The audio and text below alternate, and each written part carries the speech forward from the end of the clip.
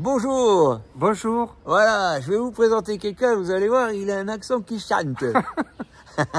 Qui es-tu? Bonjour, donc je suis Fabrice, je viens du sud-ouest, j'habite pas très loin de Toulouse et j'ai la chance d'être monté à Saint-Imier. Ouais, c'est là qu'on habite. Ouais. C'est là où Alain habite. Ouais. Voilà, et c'est super, je découvre la Suisse, je découvre de super paysages et j'ai enfin vu l'atelier et visité l'atelier. Et alors? Ouais, super.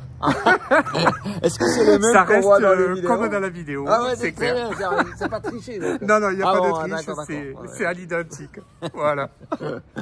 Et ben ouais, et puis en fait, tu vois, comme souvent on interviewe des gens avec leur histoire de vie. On commencerait où dans ton histoire? Si on devrait commencer quelque part, comment t'étais le avant? Le avant. Ouais. Alors moi, je suis pas issu de parents protestants, évangéliques ou croyants. Mon papa ne croit pas. Ma maman était catholique, mais plus dans du rituel et... Tu veux dire, elle est dans une religion chrétienne, mais en fait, elle le fait par habitude et puis c'est pas quelque chose des tripes, quoi. Voilà, mais ça a évolué, puisqu'aujourd'hui, concrètement, voilà, je pense qu'elle a une foi pure aujourd'hui, mais ce n'était pas le cas, à mon sens, par le passé. Et moi, donc, je suis arrivé assez tardivement, un petit peu par hasard. On m'a amené dans une église évangélique à Toulouse. C'est quoi ça? C'est une église bizarre, non? Oui, bon, des fois, c'est un petit peu bizarre. On se dit, ils sont un peu perchés. Du moins, le premier ressenti, c'est celui-là, parce qu'il y a, quand on sort un petit peu des églises catholiques où c'est très encadré, strict, ainsi de suite, et qu'on visite un petit peu par hasard une église évangélique, il y a des louanges, des gens qui parlent fort, ainsi de suite, donc ça peut être un petit peu déroutant, du moins au début, mais au fur et à mesure, j'y suis allé une fois, j'ai quelques échos. Pourquoi tu vas dans un endroit pareil? Qu'est-ce qui te prend? En fait, j'étais dans une période où j'étais pas bien. Pas bien, t'avais pas le moral? Ouais, psychologiquement, ça allait pas du tout. T'avais des soucis du boulot ou oui, un peu. Ouais, puis ou... Non, des soucis au boulot, mais aussi des soucis psychologiques qui faisaient que j'étais pas très en forme. Ah, ouais. Et du coup, à un moment donné, j'ai eu envie, on m'avait parlé de Dieu, on m'avait parlé de Jésus, donc j'ai eu envie de le découvrir un petit peu et je suis tombé dans cette église. Tombé, carrément. Tombé, on peut le dire comme ça. On peut le dire comme ça. T'es pas obligé de rester quand tu rentres là-dedans. Non, c'est clair. Non, on n'est pas accroché, c'est pas une secte. Je demande, on sait jamais. Non. Ah, okay. Par contre, donc j'ai écouté une prédication et... Donc il y a un mec qui prêche devant. C'est ça, devant. Et certaines paroles alors je comprenais pas tout. Mais certaines paroles m'ont parlé. Et ont répondu un petit peu à des circonstances que je vivais. Est-ce que tu peux en dire une ou c'est trop indiscret?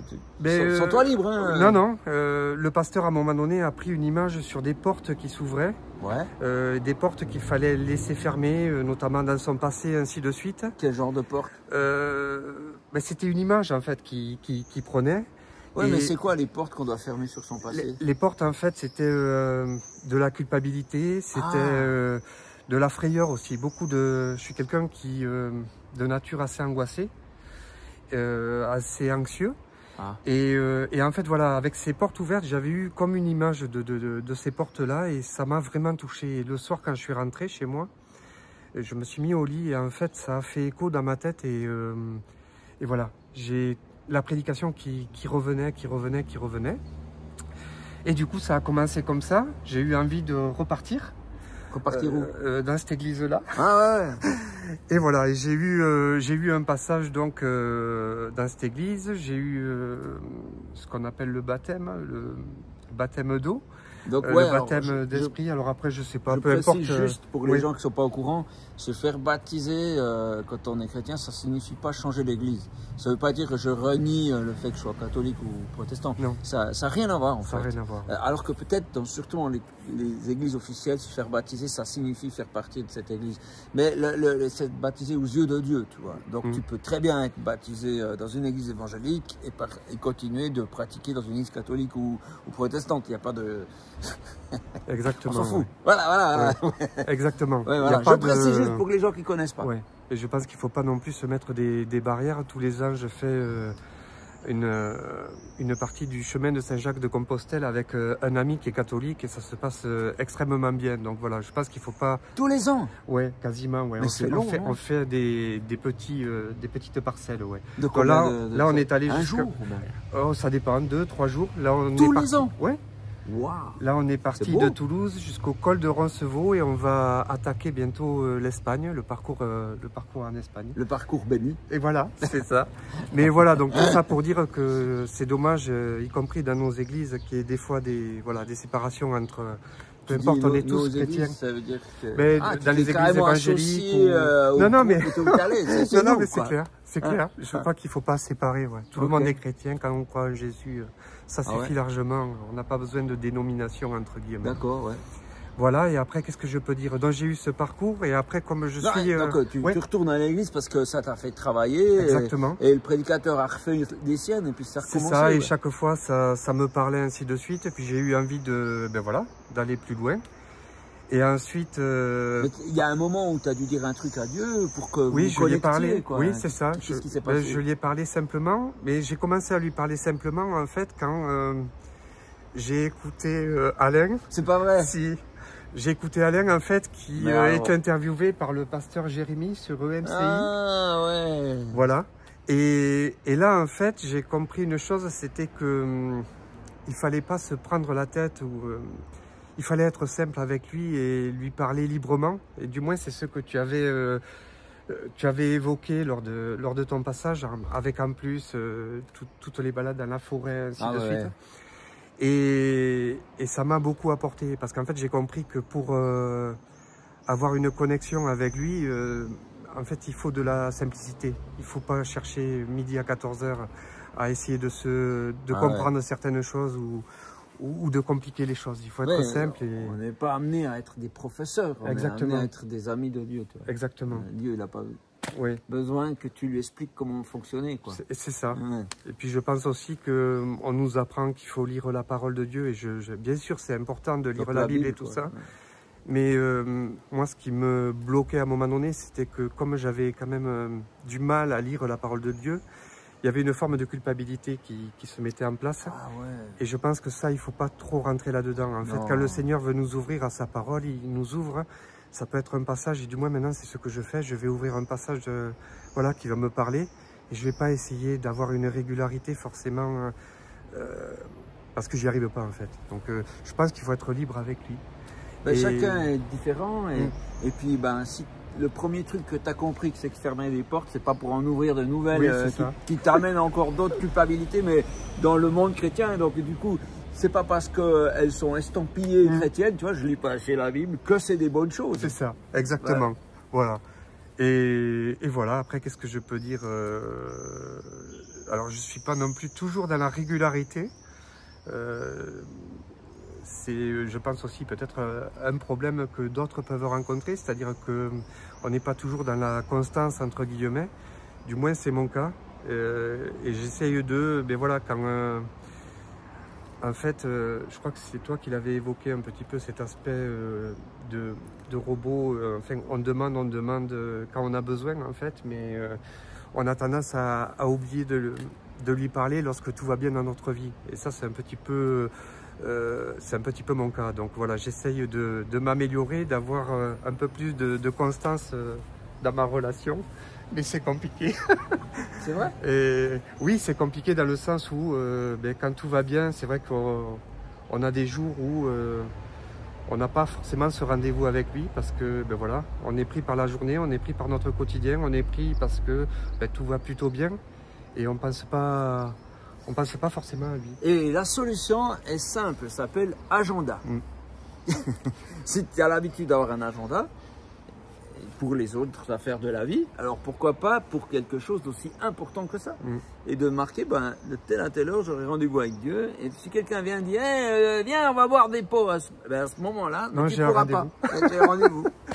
Et puis comme ça, ben, ça vous permet de maintenir cette relation à flot, quoi. Oui, voilà. Je sais pas, qu'est-ce que je peux dire d'autre? C'est super. Ça fait plaisir. Donc, est-ce que tu dirais que ça va mieux ou c'est pire qu'avant depuis que tu as fait ces démarches avec Dieu? Non, ça va beaucoup mieux dans tous les aspects. En fait, notamment, moi, ce qui me... Et ça continue, je ne vais pas dire que je suis sorti de tout ça, mais ce qui me plombe beaucoup, c'est beaucoup l'anxiété, la peur. En fait, j'ai toujours vécu dans un sentiment de crainte. Je vais avoir peur qu'il arrive quelque chose à mes enfants. Je vais avoir peur que ça ne se passe pas bien au travail. Je vais avoir peur du regard des autres. Qu'est-ce qu'ils vont penser de moi parce que j'aurais dû agir peut-être comme ça ou comme ça. Et ça, alors je ne dis pas que j'en suis sorti, mais je sais que le Seigneur travaille là-dessus. Parce que j'arrive à aujourd'hui vivre mieux tout simplement ma vie parce que je me dis, ben voilà, tout fait partie de son plan, les mauvaises comme les bonnes choses. Des fois, des mauvaises choses nous amènent à des bonnes choses. Donc voilà, je prends les choses comme elles sont et j'arrive à beaucoup mieux réguler voilà, ce sentiment de peur, de crainte. Chouette, donc oui, ma vie, et quand on a peur, c'est pareil, ça agit aussi sur les relations de couple, parce que en fait, quand on a peur, il y a toujours de la colère en nous. La colère ouais. La peur et la colère, c'est lié? Oui, je pense que c'est lié parce qu'à un moment donné, d'avoir peur, d'avoir la crainte, on se dévalorise et voilà, on est en colère sur soi et sur les autres. Et donc j'avais une vie de couple qui était assez compliquée. Et d'ailleurs, je le vois quand je perds un petit peu ma connexion avec lui, de nouveau, les mauvaises habitudes du passé reviennent à la surface. Donc voilà. Mais voilà, il m'a aidé dans beaucoup de choses. Au niveau de mon fils, j'ai un petit garçon aussi qui est autiste. Donc quand on nous apprend la chose, c'est quand même compliqué de la digérer, entre guillemets. Donc là, c'est pareil, quand c'est arrivé, j'ai mal vécu, j'ai très mal vécu la chose. Et il a beaucoup agi là-dessus. Franchement, voilà, il est là, quoi. Malgré le fait que je ne sois pas constant, malgré le fait que voilà, je ne sois pas toujours en connexion avec lui, chaque fois que je lui demande, quand je reviens vers lui, il est là. Je sais qu'il est là et qui m'aide.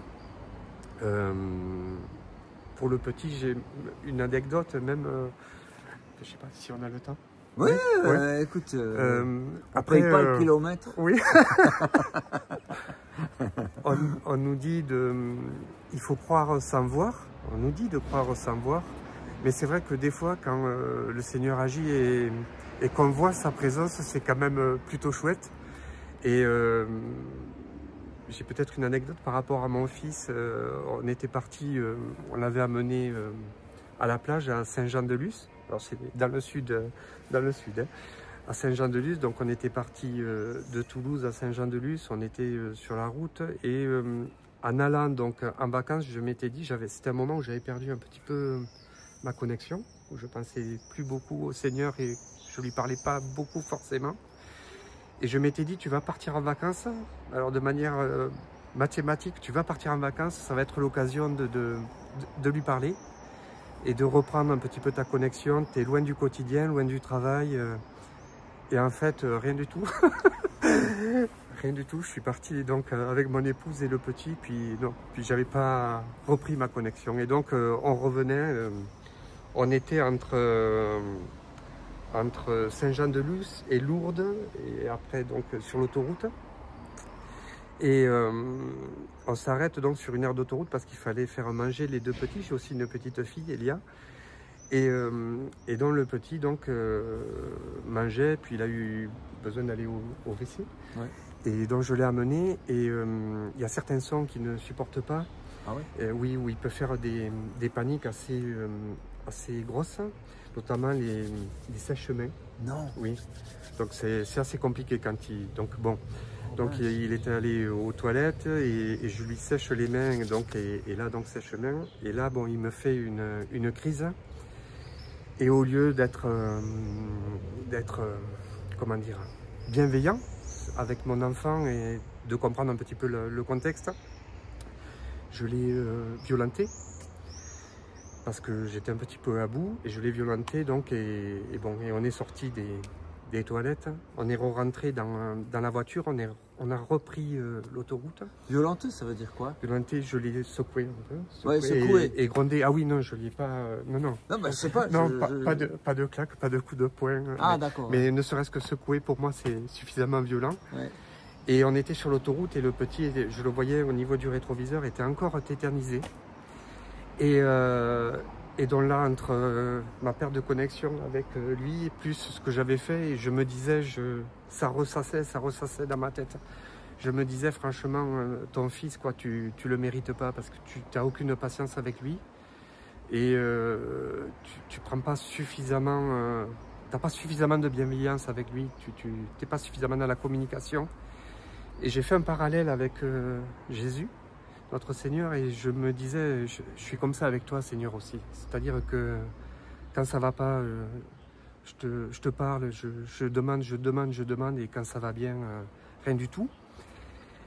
Et donc j'étais sur l'autoroute et j'avais cette culpabilité. Et là, je vois une camionnette derrière nous, une camionnette de travaux, enfin, comme une fourgonnette, quoi, qui nous collait. Bon, et je dis à Valeska, mais qu'est-ce qu'il fait cet imbécile? Imbécile, c'est la version soft. Qu'est-ce qu'il fait cet imbécile à nous coller? Et là, il nous a doublé. Et là, je vois un monsieur bronzé, je ne sais pas s'il était brésilien, je ne sais pas quelle origine. Et il se met à mon niveau. C'est enfin, un truc de... Il se met à mon niveau et je regarde comme ça, alors rapide, parce que je quand même conduis. Et il me sourit. Bon. Non. Et je dis à Valeska, mais qu'est-ce qu'il me veut celui-là, quoi? Et il reprend, enfin il revient derrière la voiture. Je vais essayer de faire un peu court. Est-ce que je suis là, hein. Fais-toi plaisir, c'est impressionnant. Et là, en fait, il me redouble, il se met à mon niveau. Il n'y avait pas d'autres voitures sur l'autoroute derrière nous. Il me redouble. Non, mais enfin, un truc. Il écrit un truc et il me l'attend. Donc c'est mon épouse à côté qui regardait. Elle me dit, mais qu'est-ce qu'il fait? Il est en train de t'écrire un truc ou je sais pas quoi. Et il conduisait en même temps quand même. Il conduisait en même temps. Et là, il me met de ce côté, il était donc, il me met la pancarte et il y avait écrit Jésus t'aime. Donc, alors je sais, ça paraît complètement la probabilité, le hasard pour que sur l'autoroute, quelqu'un écrive Jésus t'aime et me le met au même moment où je pense à mon fils et à lui. Et à Jésus, toi. Et à Jésus. Mais ça a été enfin, un truc extraordinaire. Donc là, en fait, bon, je vais raconter après à mes parents, à des amis, mais on me prend pour un fou. Hein, quand je le raconte, on me dit il est complètement timbré, lui. Mais pourquoi? Mais parce que les gens, voilà. Mais pourquoi? Tu peux rien? Ouais, je dis ce qui s'est passé. Et là, par contre, voilà, donc là, c'est un truc extraordinaire. Et j'ai continué à rouler. J'ai fait que pleurer, en fait, jusqu'à Toulouse, quasiment. Je me suis arrêté, et puis voilà. Puis je déversais, et j'ai compris l'amour de Jésus, en fait.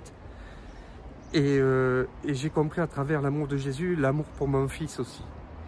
Parce que les deux, vraiment, dans cet épisode-là, les deux étaient reliés. J'avais une culpabilité par rapport à l'un et par rapport à l'autre qui était au même niveau. Et voilà.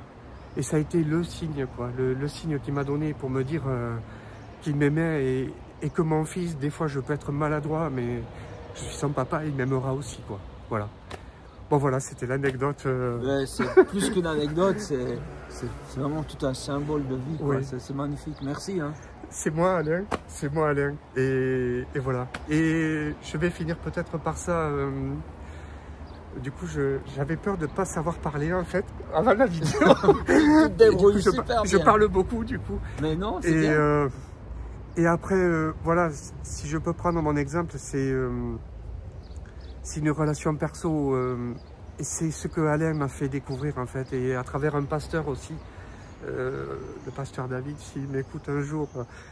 Ces deux personnes, pasteur David, c'était mon ancien pasteur. Ah ouais, le pasteur David de Toulouse. Rampeau, oui, ouais. Ces deux personnes qui ont beaucoup compté. Alors Alain à distance, parce que jusqu'à ce que je vienne ici, il ne me connaissait pas. Mais c'est vraiment deux personnes, vraiment Dieu a agi à travers ces deux personnes pour m'amener à lui. D'un côté avec un pasteur local, et de l'autre côté avec Alain qui m'a fait découvrir en fait que la relation c'est perso et que on peut se connecter avec Dieu dans la forêt, c'est ce que je fais maintenant. Ou sur une autoroute.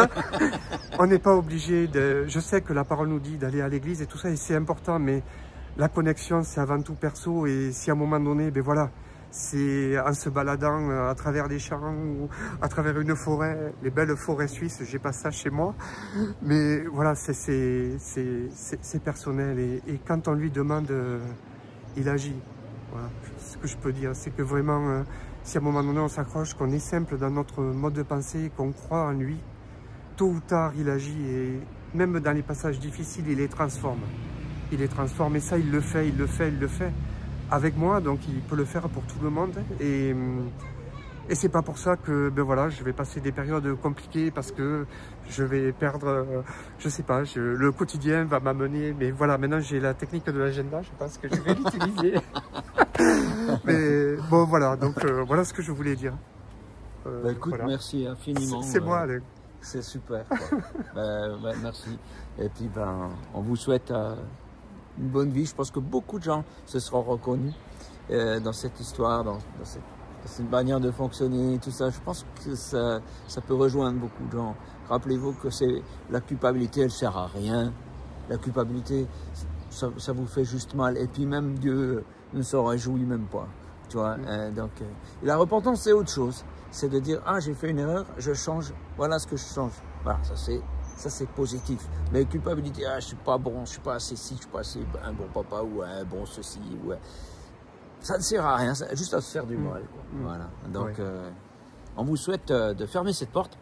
Yes, yes. Et d'en ouvrir de plus belles, comme tu as fait. Et on la ferme à clé. Ouais, voilà. Ok. Voilà. À plus, hein. Merci beaucoup. À bientôt. Au revoir.